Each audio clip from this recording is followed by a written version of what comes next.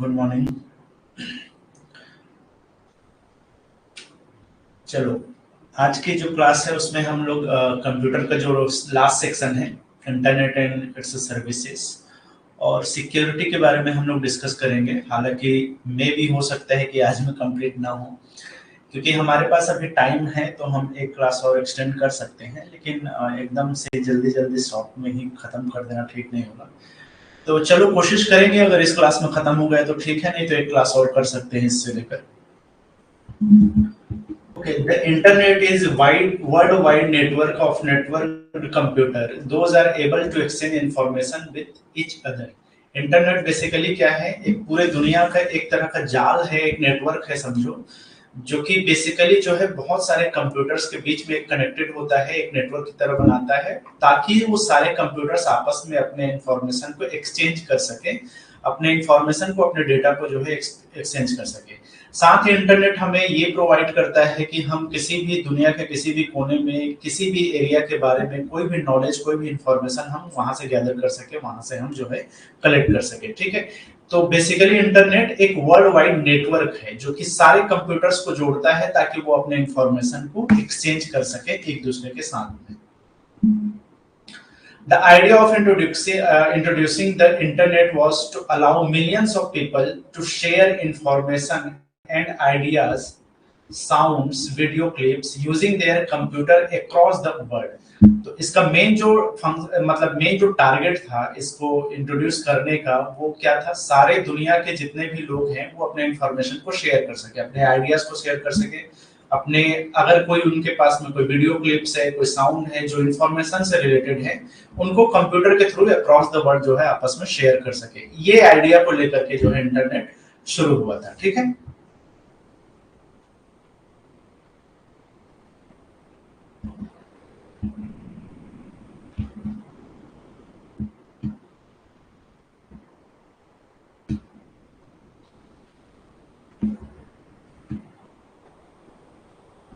Okay अगर हम proper internet के बारे में बात करें या इसके हिस्ट्री के बारे में बात करें, तो internet stands for international network.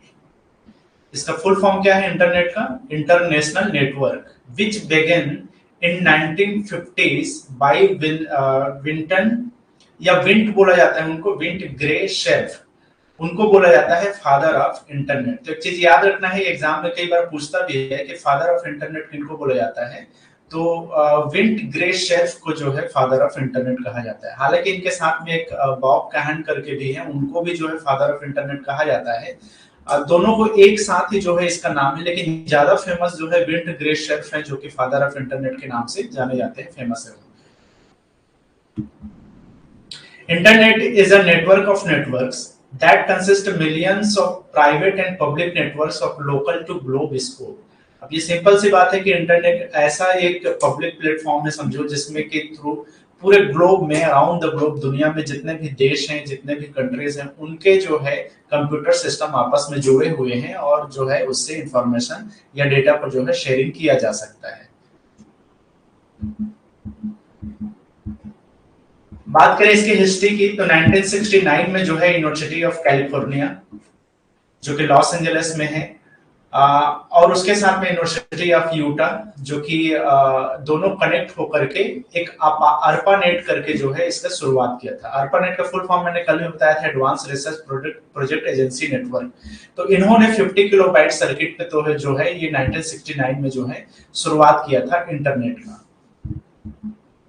It was the world's first operational packet switching network. अब ध्यान में रखना है कि ये दुनिया का जो है पहला ऑपरेशनल पैकेट स्विचिंग नेटवर्क है। तो ARPANET को कंप्यूटर नेटवर्क में भी फर्स्ट माना जाता है। इंटरनेट में भी जिसने सर्विस प्रोवाइड करना शुरू किया वो ARPANET ही है, जिसके थ्रू जो है पूरी दुनिया में पहली बार जो है इंटरनेट शुरुआत हुआ था 1969 से। और ये पहला ऑपरेशनल पैकेट स्विचिंग नेटवर्क है। मतलब कि पैकेट स्विचिंग का मतलब ये होता है कि बहुत सारे जो इंफॉर्मेशन होता है उसको छोटे छोटे पैकेट के थ्रू जो है अलग अलग उसको भेजा जाता है। जब रिसीवर एंड में होता है तो वापस इसको कलेक्ट कर लिया जाता है और वो रिसीवर एंड तक पहुंच जाता है। तो ये इस तरह का जो है स्विचिंग नेटवर्क जो है पहली बार ARPANET ने ही प्रोवाइड किया था। और इसी में काम करते थे जो फादर ऑफ, मैंने जिनका नाम लिया विंट शेफ, तो विन ग्रे शेर्फ और जो बॉब कैहन है, ये दोनों जो है उसी ARPANET में ही काम करते थे, और उन्होंने ही जो है पहली बार टीसीपी और आईपी जो इंटरनेट प्रोटोकॉल है उसके थ्रू जो है इंटरनेट के शुरुआती दौर में जो है उन्हीं का नाम आता है।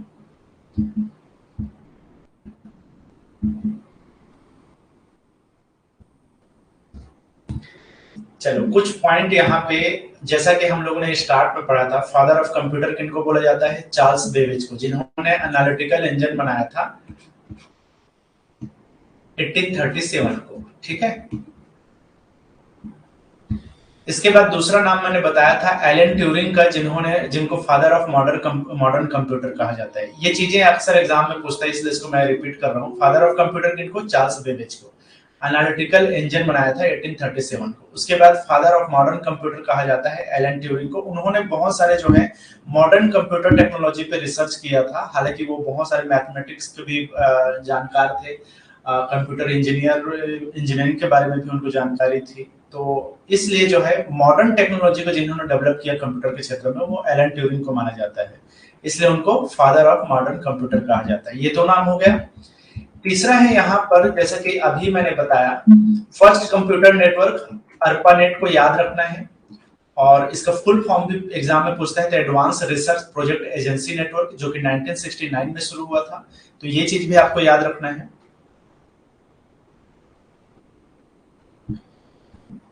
फादर ऑफ इंटरनेट किनको कहा जाता है? विंटन ग्रे शेर्फ और बॉब कैहन को, ठीक है। इन दोनों को जो है फादर ऑफ इंटरनेट कहा जाता है, क्योंकि इन दोनों ने ही जो है साथ में काम किया था। American internet pioneer and it's is recognised as one of the father of internet. One of the father of internet कहा जाता है विंसेंट ग्रे शेर्फ को। दूसरा नाम क्या है? दूसरा नाम है बॉब कैहन। इन्होंने ही मिल करके टीसीपी और आईपी का कोड डेवलपमेंट किया था। मतलब कि ये दोनों डेवलपर थे, सहायक डेवलपर थे दोनों, एक दूसरे को मिलाएंगे तो मतलब विंटन ग्रे शेर्फ और बॉब कैहन है, ठीक है। तो टीसीपी बेसिकली जो है हमारा ट्रांसमिशन का जो प्रोटोकॉल है उसको डिसाइड करता है, और इंटरनेट प्रोटोकॉल को जो है आईपी डिसाइड करता है। तो इन दोनों के बेसिस पे ट्रांसमिशन कंट्रोल प्रोटोकॉल इसको कहा जाता है।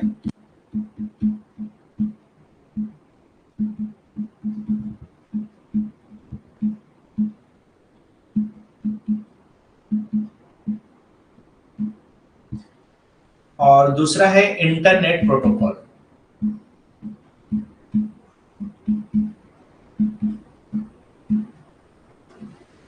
ठीक है, इन्हीं दोनों प्रोटोकॉल को यूज करते हुए पहली बार पैकेट स्विचिंग ट्रांसमिशन हुआ था। पैकेट स्विचिंग जो है ट्रांसमिशन को पॉसिबल किया गया था, और उसमें मुख्य भूमिका थी विंटन ग्रे शेर्फ और बॉब कैहन, जो कि दोनों काम करते थे ARPANET के लिए, ठीक है।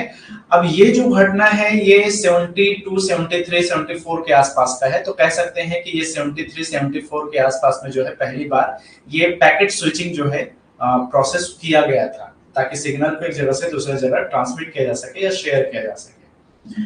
तो ये दोनों का नाम याद रखना है फादर ऑफ इंटरनेट में। तीसरा नाम है यहाँ पे father of WWW, world wide web. तो Tim John Berners Lee, Tim Berners Lee करके इनका नाम फेमस है।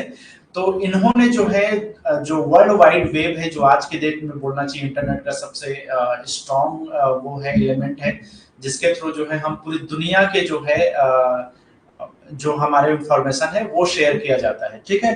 तो WWW का फॉर्मेशन या डेवलपमेंट किसने किया था? टिम जॉन बर्नर्स ली ने किया था। इसके बारे में हम अभी और डिटेल में थोड़ा सा बात करेंगे वर्ल्ड वाइड वेब के बारे में। तो फिलहाल यहाँ से एक चीज याद रखना है, टिम बर्नर्स ली को फादर ऑफ WWW कहा जाता है। फादर ऑफ ईमेल कहा जाता है रेमंड सैमुअल टॉमलिंसन को, ठीक है। टॉमलिंसन को फादर ऑफ ईमेल कहा जाता है। ये पहले इंसान थे जिन्होंने जो है ईमेल किया था। तो ये first piece of electronic mail जो है इन्होंने ही किया था, रेमंड सैमुअल ने। तो ये कुछ नाम है, याद रखना है, अक्सर एग्जाम में ये रिपीट होता है। फादर ऑफ इंटरनेट किसको कहा जाता है, father of world wide web किनको कहा जाता है, और फादर ऑफ ईमेल किनको कहा जाता है। तो ये चीजें अक्सर एग्जाम में पूछता है।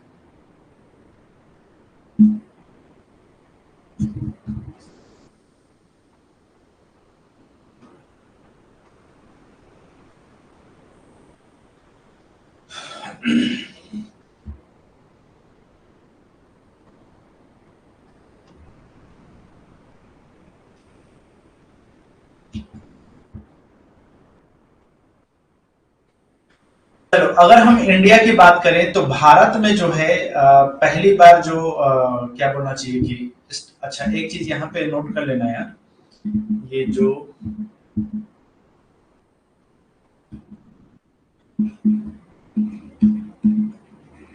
6 अगस्त 1991 को जो है ये स्टार्ट हुआ था वर्ल्ड वाइड वेब, ठीक है। हालांकि इन्होंने इसका डेवलपमेंट 89 को शुरू किया था टिम बर्नर्स ली ने, लेकिन ऑफिशियली जो है ये शुरू हुआ था 6 अगस्त 1991 को, 6 अगस्त 1991 को।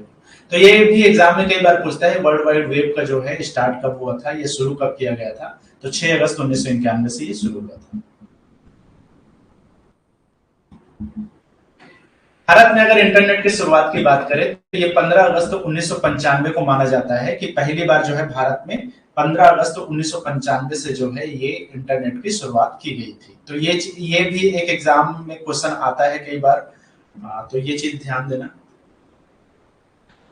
अच्छा फादर से याद आया, एक रिसेंटली किसी एग्जाम में पूछा था मदर ऑफ कंप्यूटर किनको कहा जाता है।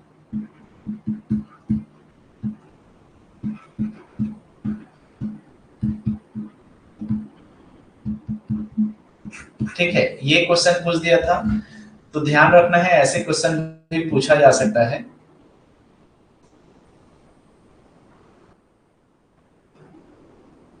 तो उनका नाम था एडा लवलेश, ये नाम याद रख लेना। इनको जो है या फिर एक तरह से बोलना चाहिए कि इनको अंग्रेजी ये मैथमेटिशियन थे और राइटर थे जिनको पहली बार जो है एक तरह से बोलना चाहिए इनको एक तरह से फीमेल चार्ल्स बेबेज के नाम से भी जाना जाता है, ठीक है। तो कई बार इन्होंने जो है एक तरह से बोलना चाहिए कि जो एनालिटिकल इंजन था जो कि चार्ल्स बेबेज ने बनाया था, उससे रिलेटेड इन्होंने बहुत सारे इंस्ट्रक्शन और सीक्वेंसेस को जो है इन्होंने एक तरह से रिसर्च किया था, ठीक है। तो ये एक तरह के इनको पहली बार ये भी बोला जाता है फर्स्ट कंप्यूटर प्रोग्रामर भी कहा जाता है, फीमेल कंप्यूटर प्रोग्रामर भी कहा जाता है।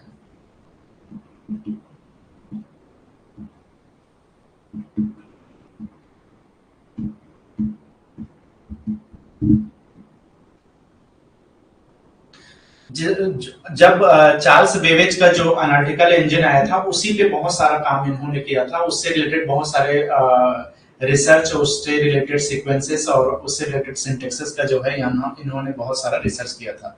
तो इनका नाम याद रखना है मदर ऑफ कंप्यूटर्स में।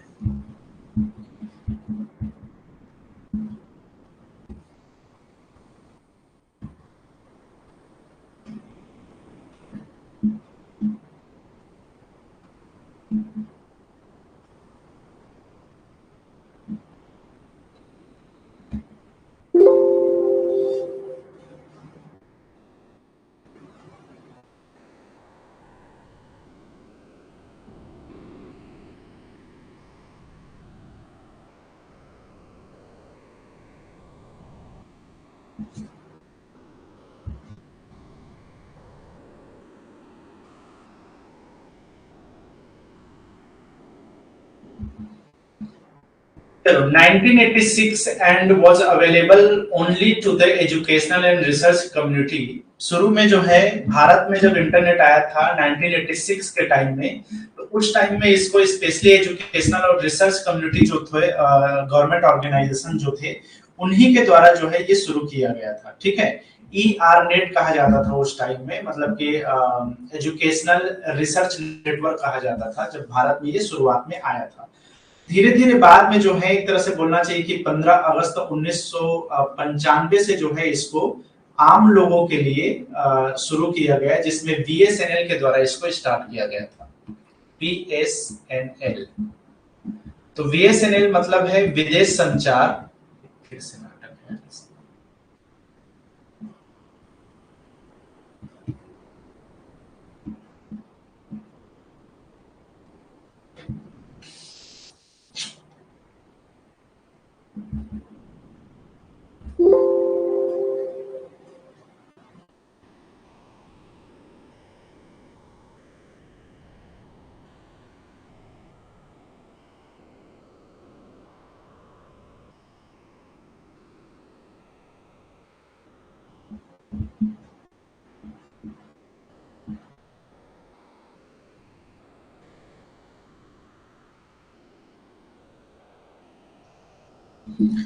ठीक है, विदेश संचार निगम लिमिटेड।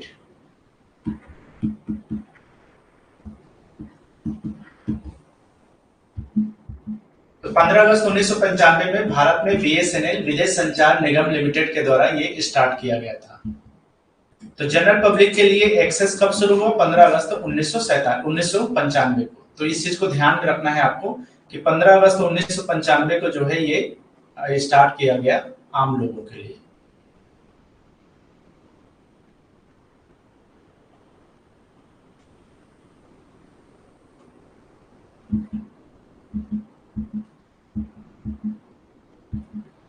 इंटरनेट कनेक्शन की बात करें तो अलग अलग टाइप के इंटरनेट कनेक्शन होते हैं। जैसे कि एक है आपका डायल अप कनेक्शन शुरू आता था जब पहले, जब ये वाईफाई वगैरह दुनियादारी नहीं था, तब आता था डायल अप कनेक्शन। तो डायल अप कनेक्शन बेसिकली जो है, जो टेलीफोन लाइन होता था उसके थ्रू जो है इंटरनेट के सिग्नल्स को जो है पास ऑन किया जाता था।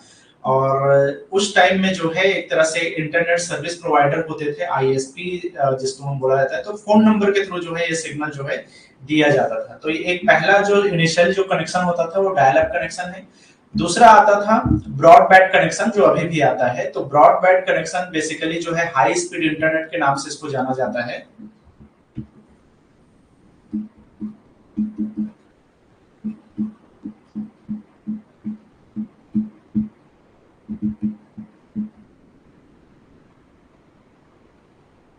ठीक है, इसमें जो है ब्रॉडबैंड कनेक्शन में अलग अलग टाइप के कनेक्शन होते हैं, जैसे डिजिटल सब्सक्राइबर लाइन जिसको डीएसएल कहा जाता है। इसके अलावा केबल मॉडेम के थ्रू जो है ये सर्विस प्रोवाइड किया जाता है। और ये एक ब्रॉडबैंड कनेक्शन होता है ना, डिजिटल सब्सक्राइबर लाइन जो है। तीसरा जो है वो broadband over power line, BPL कहा जाता है इसको, बीपीएल कनेक्शन। तो जो पावर लाइन होता है उसके थ्रू जो है ये जो सर्विस है वो प्रोवाइड किया जाता है। ठीक है, एक और होता है वायरलेस कनेक्शन, जिसमें किसी भी वायर की जरूरत नहीं पड़ती। तो वायरलेस कनेक्शन में जो है घरों में या बिजनेस वाले जो एरिया है उसमें लिंक करने के लिए, दो कस्टमर को या लोकेशन को कनेक्ट करने के लिए ये सबसे बेस्ट फैसिलिटी होता है। जिसमें आपको मोबाइल जो बोलना चाहिए कि मोबाइल कनेक्शन, एक तरह से मोबाइल का मतलब यहाँ पे अपना सेल फोन वाला नहीं, मोबाइल का मतलब किसी भी तरीके से जो है इसमें वायर की जरूरत नहीं है। तो वायरलेस में जो है फर्स्ट आता है वो है वाईफाई, जिसको हम वायरलेस फिडेलिटी कहा जाता है। कई बार एग्जाम में ये भी पूछ देता है इसका फुल फॉर्म क्या है। तो वायरलेस फिडेलिटी होता है फुल फॉर्म, वायरलेस वाईफाई का फुल फॉर्म, ये चीज याद रखना है। दूसरा इसमें होता है world wide interoperability of microwave access, जिसको वाई मैक्स कहा जाता है। ठीक है, WiMAX। तीसरा है mobile wireless broadband services, mobile के थ्रू भी जो है वायरलेस ब्रॉडबैंड सर्विसेज आजकल प्रोवाइड किया जा रहा है। ठीक है, तो ये तीन टाइप का जो है वायरलेस कनेक्शन है। तो कनेक्शन में जो है आपको ये तीनों टाइप याद रखना है, dial up connection, broadband connection और वायरलेस कनेक्शन। ब्रॉडबैंड के अंदर में क्या क्या आता है ये भी कई बार पूछते हैं, और वायरलेस के अंदर में क्या क्या चीजें आ सकती है ये भी आपको ध्यान में रखना है। आगे हम बात करते हैं interconnecting protocols. A protocol is a set of rules that govern data communication। Basically protocol का मतलब होता है कि बहुत सारे रूल्स का एक सेट है जो कि डेटा कम्युनिकेशन में अप्लाई होता है। मतलब डेटा कैसे कम्युनिकेट करेंगे, डेटा को कैसे शेयर करना है, इन सब चीजों से रिलेटेड एक रूल्स का सेट होता है। A protocol define what is the communicated, how it is communicated and when it is communicated। तो प्रोटोकॉल ही डिफाइन करेगा कि कैसे वो कम्युनिकेट होगा, कब वो कम्युनिकेट होगा और क्या कम्युनिकेट करना है, क्या चीज उसको शेयर करना है, कब करना है, कैसे करना है। ये सारा चीज जो है इस नियम पर ही आधारित है, इस प्रोटोकॉल पर ही आधारित है।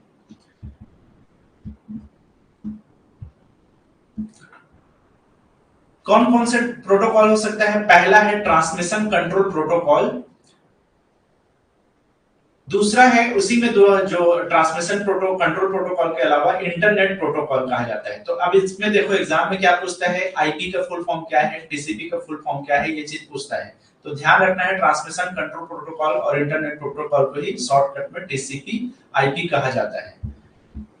फाइल ट्रांसफर प्रोटोकॉल जिसको एफटीपी कहा जाता है। फाइल कैसे ट्रांसफर होगा, इसको डिसाइड करने के लिए एक प्रोटोकॉल बना हुआ है जिसको फाइल ट्रांसफर प्रोटोकॉल कहा जाता है। तीसरा है हाइपर टेक्स्ट ट्रांसफर प्रोटोकॉल, ठीक है, जिसको HTTP कहा जाता है, और ये भी एग्जाम में कई बार पूछा हुआ है इसका फुल फॉर्म क्या है। तो ये जो है मैसेज का कैसे फॉर्म होगा, वो कैसे ट्रांसमिट होगा, उसके लिए जो है हाइपर टेक्स्ट ट्रांसफर प्रोटोकॉल को फॉलो किया जाता है कि इसके अगर कोई मैसेज किसी भी तरह से इलीगल है या जो भी है तो उसमें क्या एक्शन लिया जाएगा, उसको किस तरह से टैकल किया जाएगा, ये सब चीजों का जो है हाइपर टेक्स्ट ट्रांसफर प्रोटोकॉल से ही डिसाइड होता है।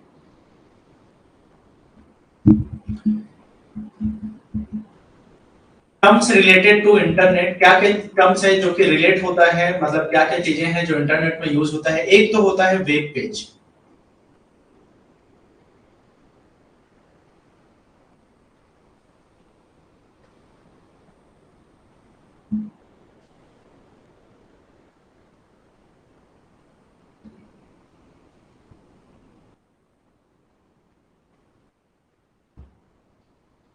दूसरा होता है वेबसाइट। तो वेब पेज क्या है, बेसिकली एक तरह का बोलना चाहिए कि बहुत सारे फाइल्स किसी इंटरनेट सोर्स में है, तो उन फाइल्स के कॉम्बिनेशन को हम क्या बोलते हैं, वेब पेज बोलते हैं, ठीक है। तो इसमें टेक्स्ट भी हो सकता है, मल्टीमीडिया भी हो सकता है, तो ये सब इंटरनेट के थ्रू जो है वहां पे अवेलेबल होते हैं। तो इस चीज को हम क्या बोलते हैं, बेसिकली वेब पेज कहते हैं, ठीक है। और जो वेबसाइट होता है उसको हम एक तरह से बोलना चाहिए कि जो पहला वेबसाइट होता है, फर्स्ट पेज ऑफ वेबसाइट होता है,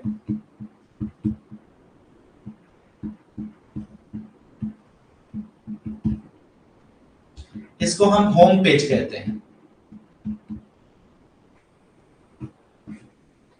तो वेब पेज क्या है, एक तरह से बोलना चाहिए इसको सेट ऑफ फाइल्स बोल सकते हैं। तो बहुत सारे फाइल्स हैं जिसमें आपका टेक्स्ट भी हो सकता है, टेक्स्ट इंफॉर्मेशन भी हो सकता है, मल्टीमीडिया इंफॉर्मेशन भी हो सकता है। तो इन सबको मिलाकर के सेट ऑफ फाइल्स को हम वेब पेज कहते हैं, जिसमें बहुत सारी जानकारियां हो सकती है टेक्स्ट के फॉर्म में, मल्टीमीडिया के फॉर्म में। अगर हम वेबसाइट की बात करें तो वेबसाइट क्या होता है, ग्रुप ऑफ वेब पेज बोल सकते हैं इसको, group of.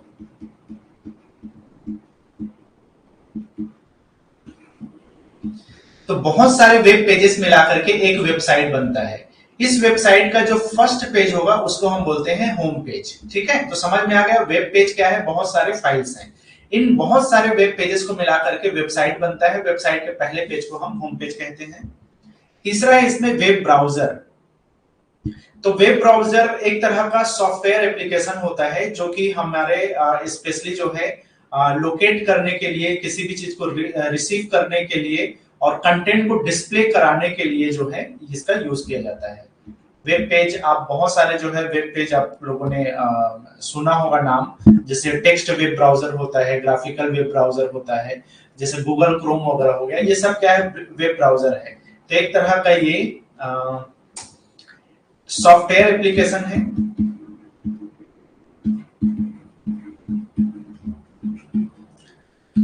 to locate, receive and display content on web pages। ठीक है, आपस में रिलेटेड है ना। वेब पेज क्या है, साइट और सेट ऑफ फाइल्स है। अब जो है वेबसाइट क्या है, ग्रुप ऑफ वेब पेज है। अब ये क्या है, वेब ब्राउजर क्या है। इन दोनों चीजों को लोकेट करने के लिए, रिसीव करने के लिए, डिस्प्ले कराने के लिए एक एप्लीकेशन सॉफ्टवेयर की जरूरत पड़ती है, या एक सॉफ्टवेयर एप्लीकेशन की जरूरत पड़ती है, जिसको हम वेब ब्राउजर कहते हैं। तो वेब ब्राउजर का काम है वेब पेज और वेबसाइट को लोकेट करना, रिसीव करना, डिस्प्ले कराना, ठीक है। इसी के काम के लिए वेब ब्राउजर का यूज होता है, ठीक। तो अगर हम चाहें तो अपने कंप्यूटर सिस्टम में एक वेब ब्राउजर इंस्टॉल कर सकते हैं, या कई अलग अलग तरह के वेब ब्राउजर जो है हम यूज कर सकते हैं या इंस्टॉल कर सकते हैं। तो एक तरह से इसको हम ये भी बोल सकते हैं कि एक प्रोग्राम है ये to explore the internet. Internet को एक्सप्लोर करने के लिए, ओपन करने के लिए, सर्च करने के लिए, डिस्प्ले कराने के लिए एक तरह का प्रोग्राम है आपका वेब ब्राउजर। तो आसान भाषा में यही समझो कि एक तरह का प्रोग्राम है इंटरनेट को एक्सप्लोर करने के लिए। अच्छा, इसमें अगर हम एग्जांपल के तौर पे देखें तो कुछ एग्जांपल इसमें रख सकते हैं, जैसे कि आजकल गूगल क्रोम चलता है वेब ब्राउजर में,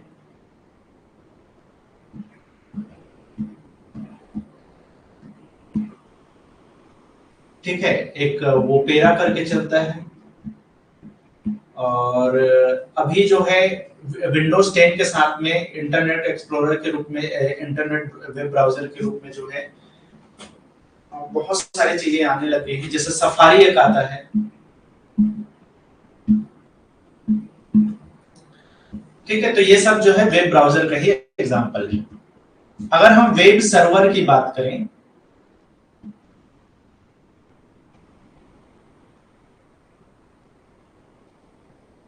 तो बेसिकली वेब ब्राउजर एक तरह का बोलना चाहिए कि एक एप्लीकेशन सॉफ्टवेयर है। अब एप्लीकेशन सॉफ्टवेयर कैसे काम करेगा, उसके लिए वो कहां से काम करेगा, इंफॉर्मेशन लाएगा कहां से ढूंढ करके, तो वो सब होता है आपके वेब सर्वर के through.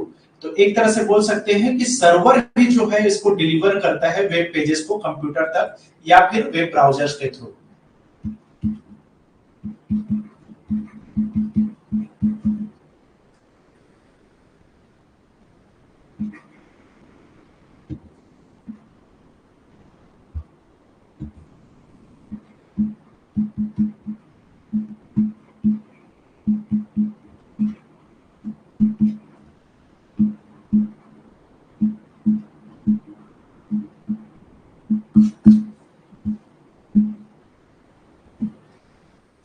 Web address and URL. अब एक तरह से बोलना चाहिए कि वेब जो एड्रेस होता है ये आइडेंटिफाई करता है location of specific web page. जो भी हमारा लोकेशन है, किसी भी वेब पेज का कोई लोकेशन है, उसको फाइंड आउट करने के लिए हमें एक वेब एड्रेस की जरूरत पड़ती है, और उसी वेब एड्रेस के थ्रू जो है हम ये जान पाते हैं कि उसका लोकेशन क्या है। इसको थोड़ा डिटेल में देखते हैं। A web address identifies the location of a specific web page on the internet। कोई भी वेब एड्रेस जो है वो आइडेंटिफाई करता है लोकेशन को किसी भी एक स्पेसिफिक वेब पेज का, पूरे इंटरनेट से खामखाल करके, ठीक है। जैसे कि इसमें http देन कॉलन, इसके बाद में बैकस्पेस, उसके बाद में www.learnyoga.com। तो ये पूरा एक वेब एड्रेस से समझो। इस वेब एड्रेस के थ्रू हम ये समझ सकते हैं कि इस वेब एड्रेस में, इस वेब एड्रेस का जो है लोकेशन क्या है और उसमें क्या कंटेंट है, ये चीज हमें पता लग सकता है, ठीक है। On the web address are called URLs। अगर हम इसको इंटरनेट की भाषा में बात करें तो इसी वेब एड्रेस को बेसिकली URL कहा जाता है। URL का मतलब होता है uniform resource locator. Full form क्या है इसका? Uniform resource locator. तो ये भी एग्जाम में कई बार पूछता है URL का फुल फॉर्म क्या है। अगर हम इसके कुछ एग्जांपल्स देखें तो अच्छा, एक चीज और ध्यान रखना, टिम बर्नर्स-ली ने जिसने URL कंटेंट मतलब क्रिएट किया था 1991 में, to allow the publishing the hyperlinks on the world wide web. अब बेसिकली कहने का मतलब यह है कि टिम बर्नर्स-ली ही पहले इंसान थे जिन्होंने URL क्रिएट किया था, और इसीलिए उनको जो है www का जो है फादर कहा जाता है, ठीक है। अगर हम कुछ एग्जांपल इसमें देखें तो जैसे www.google.com। अब इसके अंदर में गूगल सर्च करेगा, और गूगल एक ब्राउजर है जिसके थ्रू जो है हम बहुत सारे, एक सर्च इंजन है जिसके थ्रू हम बहुत सारे जो है वेब पेजेस वगैरह को, वेबसाइट वगैरह को हम सर्च कर सकते हैं। अब इसमें क्या क्या चीजें हमें पता कर चलता है। HTTP, ठीक है, एक प्रोटोकॉल है, हाइपरटेक्स्ट प्रोटोकॉल, जिसके बारे में हम लोगों ने अभी पहले बात किया। तो ये प्रोटोकॉल को आइडेंटिफाई करेगा कि किस नियम के थ्रू जो है आप उस वेबसाइट को जो है सर्च कर रहे हो, और वो वेबसाइट किस नियम को फॉलो करते हुए आपको कंटेंट जो है शो कराएगा। अब इसमें www क्या है? वर्ल्ड वाइड वेब है। google.com वो डोमेन नेम है वेबसाइट का। यहाँ पर जो है अगर हम स्लैश सर्विसेज की बात करें तो ये डायरेक्टरी प्रोवाइड करता है कि कैसे उसको सर्च करना है। index.htm एक वेब पेज है, तो ये तमाम चीजें जो है एक पूरे वर्ड वेब एड्रेस में लिखा रहता है, उसमें वेब पेज भी आ जाएगा, डायरेक्टरी भी आ जाएगा, डोमेन नेम भी आएगा, www भी आएगा, प्रोटोकॉल आइडेंटिफायर भी आएगा। ये सब चीज मिलाकर के हमारा एक URL बनता है, यूनिफॉर्म रिसोर्स लोकेटर बनता है। अगर हम बात करें नेक्स्ट डोमेन नेम की, जिसके बारे में हम लोगों ने अभी बात नहीं किया था, तो domain name is a group of network resource assigned to a group of users. अब बेसिकली डोमेन क्या है, एक ग्रुप ऑफ नेटवर्क है जो कि एक जितने भी ग्रुप ऑफ यूजर्स है उसके द्वारा असाइन किया गया है। A domain name is a way to identify and locate computers connected to the internet. तो डोमेन नेम ही बेसिकली आइडेंटिफाई करेगा जो कंप्यूटर जो उसमें सर्च कर रहा है और क्या इंफॉर्मेशन उसको चाहिए, उसको बारे में जो है डोमेन नेम से ही सर्च होता है। इसमें कुछ एग्जांपल्स हैं। Most common domain abbreviation for the organisation are as follows. जैसे अगर आपने कोई वो बनाया है और इंफॉर्मेशनल ऑर्गेनाइजेशन बनाया है, तो आपका जो डोमेन नेम है वो .info होगा। इंफॉर्मेशनल ऑर्गेनाइजेशन के लिए .info। अगर कमर्शियल कोई वेबसाइट बना है तो .com होगा। गवर्नमेंट का कोई वेबसाइट है तो .gov होगा। edu एजुकेशनल जो वेबसाइट है उनमें .edu होता है। .mil अगर मिलिट्री का कोई वेबसाइट है तो MIL होता है। .net का मतलब होता है नेटवर्क रिसोर्सेज। .org किसी भी नॉन प्रॉफिट या जो NGOs होते हैं उनके लिए .org नॉन प्रॉफिट ऑर्गेनाइजेशन के लिए जो है .org होता है। तो ये सारे क्वेश्चन एग्जाम में आ चुका है, पूछता है। आप इसको ध्यान रखना है कि किस टाइप के ऑर्गेनाइजेशन के लिए किस टाइप का डोमेन नेम जो है यूज किया जाता है। अगर हम कुछ कंट्रीज के लिए डोमेन नेम की बात करें तो इंडिया के लिए है तो .in है, मतलब वो इंडियन वेबसाइट है। .au है, मतलब वो ऑस्ट्रेलिया का वेबसाइट है। .fr है, मतलब फ्रांस का वेबसाइट है। .uk है, मतलब यूनाइटेड किंगडम है। .nz है, मतलब न्यूजीलैंड। इस तरह से जो है अलग अलग देशों का अलग अलग डोमेन नेम से आइडेंटिफाई किया जा सकता है कि वो किस देश का वो है, मतलब कि डोमेन नेम है या वेबसाइट किस देश में है।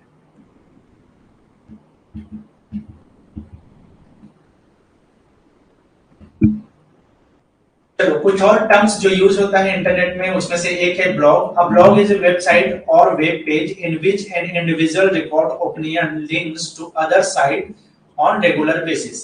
अब ब्लॉग का मतलब ये है कि एक ऐसा वेब पेज होता है ब्लॉग या फिर वेबसाइट होता है ब्लॉग, जो बेसिकली आप अपने जो पर्सनल ओपिनियन है, अपने जो पर्सनल इंडिविजुअल के जो रिकॉर्ड्स हैं उसको आप लिंक कर सकते हो दूसरे किसी वेबसाइट के साथ में। ठीक है, तो कहने का मतलब यह है कि आप खुद का वेब पेज, अगर वेबसाइट आप नहीं बना सकते तो आप ब्लॉग में जो है, ब्लॉग एक वेबसाइट है अपने आप में, उसमें आप अपने पेज क्रिएट कर सकते हो और उसको ब्लॉग से जो है आप blogs.com से जो है आप उसको डायरेक्टली जो है लिंक कर सकते हो, ताकि उसके थ्रू जो है आपके पेज तक लोग पहुंच सके। ठीक है, आसानी के साथ में। तो ये ब्लॉग कहलाता है। और इसमें टिपिकल जो ब्लॉग होता है उसमें टेक्स्ट हो सकते हैं, इमेजेस हो सकते हैं, अलग अलग वेब पेजेस उसमें ऐड किया जा सकता है, और भी अलग अलग तरह के मीडिया रिलेटेड जो भी टॉपिक वगैरह होगा उसको जो है इसमें आप लिंक करा सकते हो ब्लॉग्स में, ताकि आपके पेज तक लोग ज्यादातर पहुंचे, ट्रैफिक बढ़े और आपकी कंटेंट जो है लोगों तक पहुंचे। A typical blog combines text, image and links to the other blogs, web pages and other media related to its topic. Most blogs are primarily textual, although some focus on art, photographs, videos, music and audios. तो ज्यादातर जो blogs होता है वो textual होता है, text में ही लिखा होता है, कोई किसी चीज को लेकर इन्फॉर्म कर रहे हैं, कोई इन्फॉर्मेशन है, कोई न्यूज है, इस तरह की चीजों को।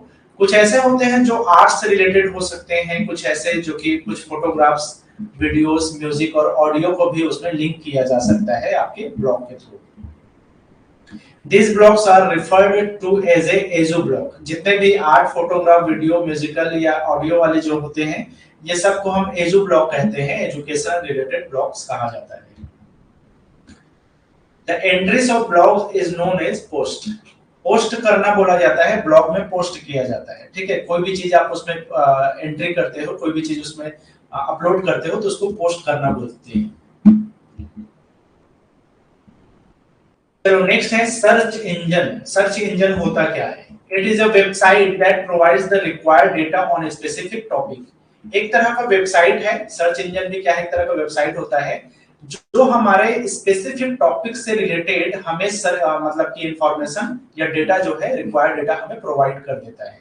Search engine turns the web into a powerful tool for finding information on any topic. एक तरह का सबसे इंपॉर्टेंट और पावरफुल टूल हो गया है आज के डेट में सर्च इंजन। जैसे गूगल में आप सर्च करोगे तो दुनिया का हर चीज आपको इंफॉर्मेशन वहां से मिल सकता है। तो गूगल के अलावा भी दुनिया भर के जो है यहाँ पे सर्च इंजन होते हैं। भारत में तो गूगल और वर्ल्ड वाइड भी गूगल सबसे ज्यादा फेमस सर्च इंजन है आज के डेट में देखा जाए। तो वो एक तरह से बोलना चाहिए कि हमें जो भी टॉपिक सर्च करना है उससे रिलेटेड जितने भी हमें इंफॉर्मेशन चाहिए वो सारा चीज हमें एक जगह पे अवेलेबल हो सकता है। तो सर्च इंजन में ढेर सारे वेबसाइट आ जाते हैं जैसे उस पर सर्च करोगे तो, और उन वेबसाइट में आप सीधे सीधे जाकर के आप लिंक कर सकते हो या वहां पे जाकर के विजिट कर सकते हो। तो एक तरह का गूगल सर्च इंजन हमें क्या प्रोवाइड करता है, दुनिया भर के वेबसाइट में एक ही जगह विजिट करने का एक तरह का प्लेटफॉर्म प्रोवाइड करता है। अब यहाँ पर जो है कुछ इंपॉर्टेंट सर्च इंजन दिया गया है, जैसे गूगल सबसे फेमस है यहाँ पे, तो www.google.com, इसके अलावा जो है अल्ट विस्टा, याहू पहले चलता था, आजकल बहुत कम हो गया है जब से गूगल आया है तब।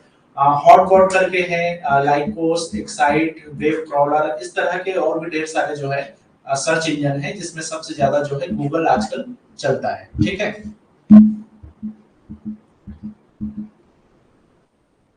इंटरनेट हमें क्या क्या सर्विसेज प्रोवाइड करता है। An internet user can access to a wide variety of services such as email, file transfer, interest group membership, multimedia display, real time broadcasting, shopping, etc. इतने सारे जो है सर्विस प्रोवाइड कर सकता है। इसके अलावा ढेर सारे सर्विसेज हमें प्रोवाइड करता है। अगर हम एक बात करें चैटिंग क्या होता है, तो चैटिंग भी क्या है, इंटरनेट के द्वारा ही दिया गया एक सर्विस है जिसके थ्रू हम जो है टेक्स्ट के थ्रू एक दूसरे से बात कर सकते हैं, लोगों से इंटरेक्ट कर सकते हैं। दूसरा होता है इसमें वीडियो कॉन्फ्रेंसिंग, जिसमें एक दूसरे के साथ में वीडियो कॉल पर हम इंटरेक्ट कर सकते हैं, कम्युनिकेट कर सकते हैं, तो उसको हम वीडियो कॉन्फ्रेंसिंग कहते हैं। तो ये दो सर्विस हो गया। अगर हम तीसरे की बात करें तो तीसरा है ईमेल। ईमेल हमें एक तरह से सर्विस प्रोवाइड करता है, इलेक्ट्रॉनिक मेल जिसको बोलते हैं हम। तो email is an electronic version of sending end receiving letters.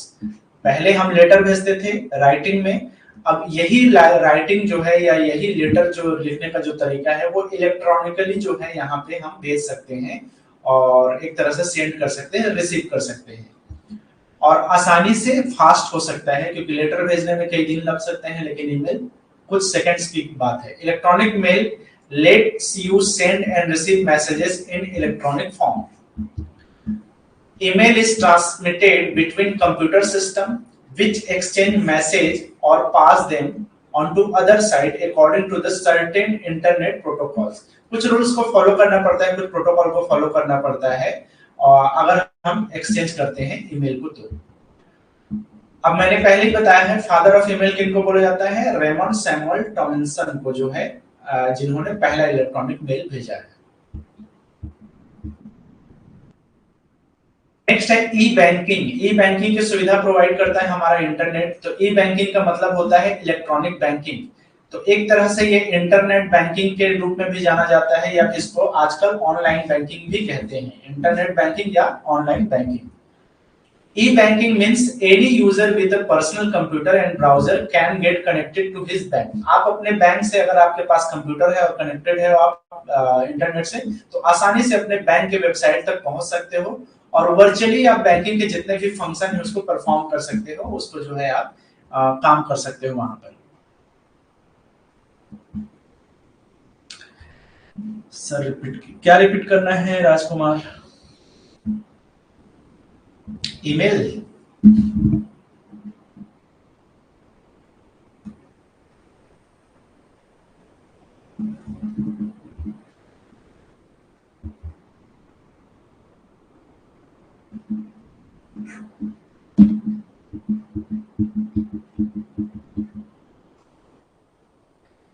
ठीक है, ईमेल की बात कर रहे थे ना।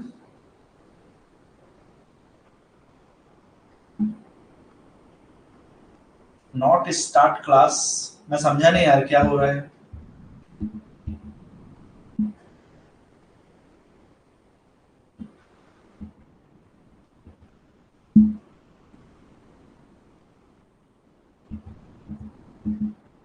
चलो नेक्स्ट है यहाँ पे ई शॉपिंग।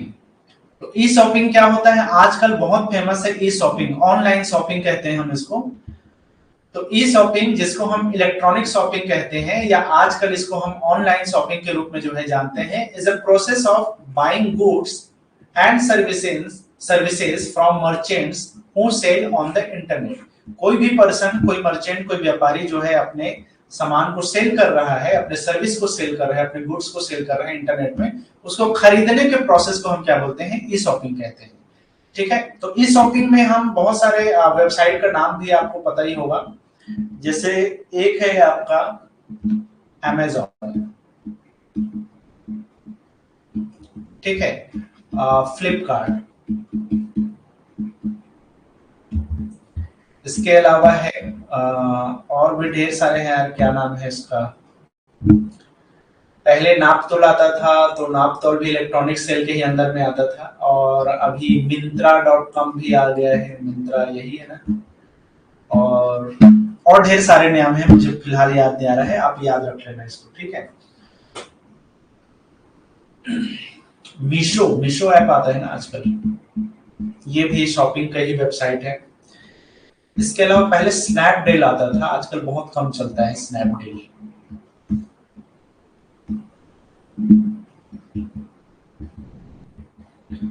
ई रिजर्वेशन, ई रिजर्वेशन क्या कहलाता है, इलेक्ट्रॉनिक रिजर्वेशन। बेसिकली जो है हम इंटरनेट के थ्रू अपने रिजर्वेशन करवा सकते हैं किसी भी वेबसाइट में जाकर के, चाहे वो आईआरसीटी हो, मतलब कि रेलवे का वो हो, एयर टिकटिंग करवा सकते हैं हम, होटल बुक्स करा सकते हैं। तो ये रिजर्व कराने के लिए, किसी भी जगह को, किसी सर्विस को रिजर्व कराने के लिए जो है एक तरह का इलेक्ट्रॉनिक प्रोसेस है ई रिजर्वेशन। तो you need not personally go to an office or a counter to book reserve railway, airways tickets, hotel rooms, tourist packages etc. Example के तौर पे अगर हम www.irctc.com इसमें जाए तो रेलवे रिलेटेड ढेर सारे सर्विसेज आपको यहाँ से मिल सकता है टिकट बुक कराने का। मेक माई ट्रिप भी आजकल बहुत फेमस है, जिसके थ्रू आप होटल वगैरह का बुकिंग कर सकते हो। आजकल agoda.com आए हैं, तो ये भी जो है इसी के एग्जांपल है।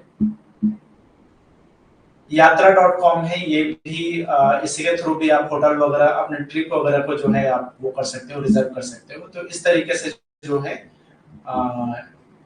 ये सारे चीजें जो है आपको ई रिजर्वेशन के सर्विस जो है आपको प्रोवाइड करता है।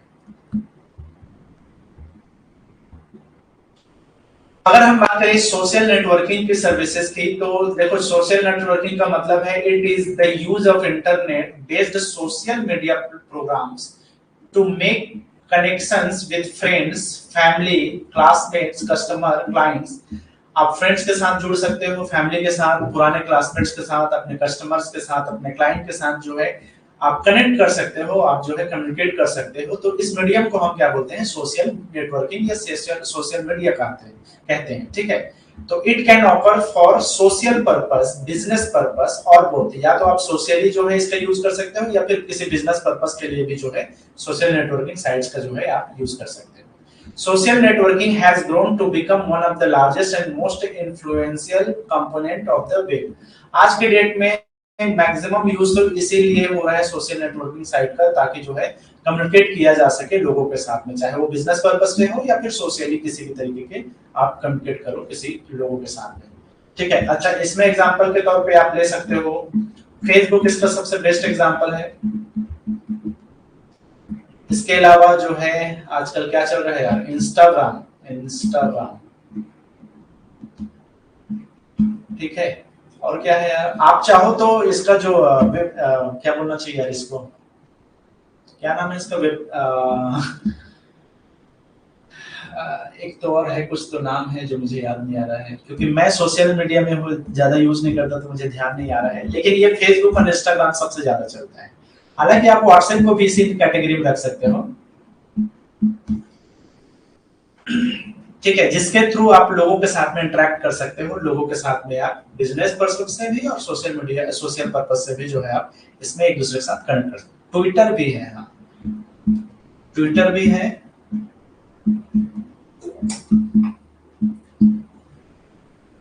ठीक है, और क्या है? ट्विटर, कैसे लिखते हैं ट्विटर?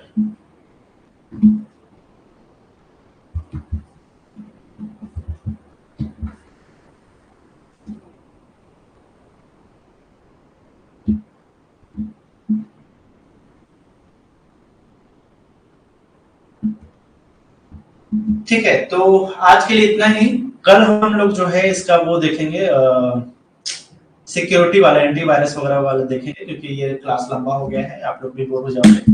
तो कल के क्लास में एक क्लास और लेंगे हम, और कोशिश करेंगे कि कल के एक ही साथ में जो है हम लोग करंट अफेयर्स और इसको जो है खत्म कर दें एक साथ। चलो, तो फिलहाल अभी के लिए इतना ही, और आगे हम लोग कल के क्लास जो है लास्ट होगा।